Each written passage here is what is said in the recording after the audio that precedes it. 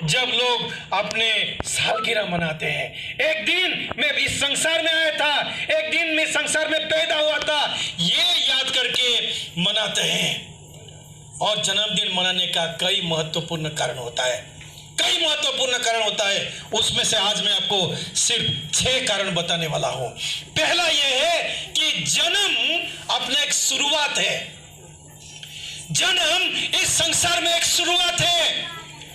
कोई भी मनुष्य इस संसार में जन्म लेता है तो उसी दिन से उसका इस शारीरिक जीवन का शुरुआत होता है।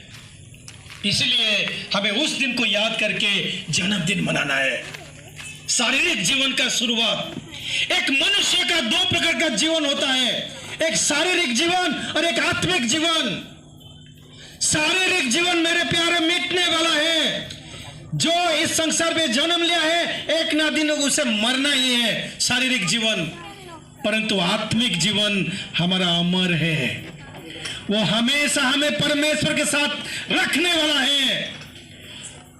यदि हमारे शारीरिक जीवन में जन्म हम हुए हैं, हम जन्मदिन मनाते हैं, हमारे आत्मिक जीवन में भी हमारा जन्मदिन होना चाहिए। यदि कोई आत्मिक जीवन में उसका जन्म नहीं हुआ है, वो परमेश्वर का पुत्र नहीं है। यदि किसी का आत्मिक जीवन में जन्म नहीं हुआ है, वो कितना भी विश्वास करे, कितना भी गाना गाए, कितना भी कुछ करे, वो परमेश्वर का संतान नहीं है। एक मनुष्य का आत्मिक जीवन का शुरुआत में होना बहुत जरूरी है। यदि किसी का आत्मिक जीवन का जन्म नहीं हुआ है तो वो विश्वासी नहीं है। ये हमें याद रखना चाहिए। तो प्यारो, जन्मदिन एक शुरुआत होता है। जब हम सब लोगों ने इस संसार में जन्म लिया है तो हमारा एक शुरुआत हुआ है। उस शुरुआत को याद करके परमेश्वर को धन्यवाद देते हुए जन्मदिन मनाना है। भजन संहिता उसका 22 अध्याय 9 और 10 में क्या कहा गया, थोड़ा पढ़िए। भजन संहिता 22 अध्याय 9 और 10 में परमेश्वर हमें इस जीवन दिया है।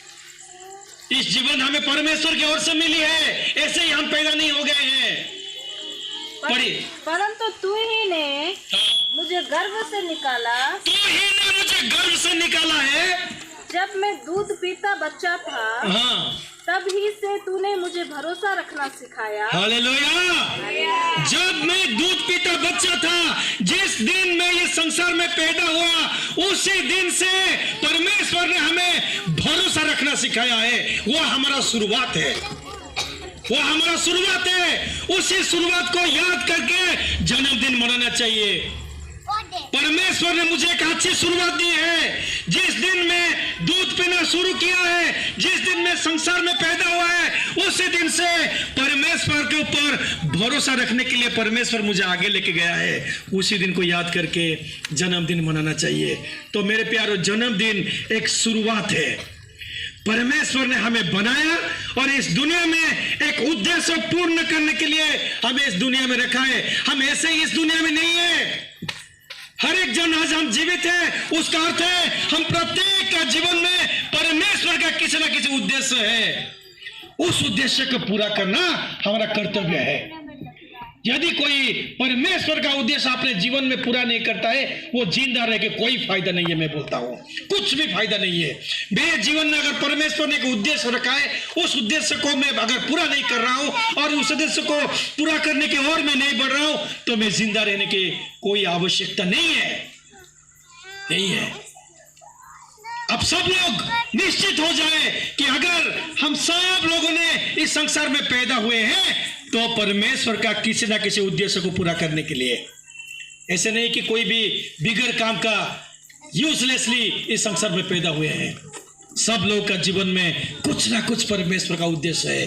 वो उद्देश्य का हमें पूरा करना है। एक शुरुआत परमेश्वर ने हमें दी है, उस शुरुआत को पूरा करना है। वही इसके कारण हमें जन्मदिन मनाना चाहिए। जन्मदिन मनाना चाहिए।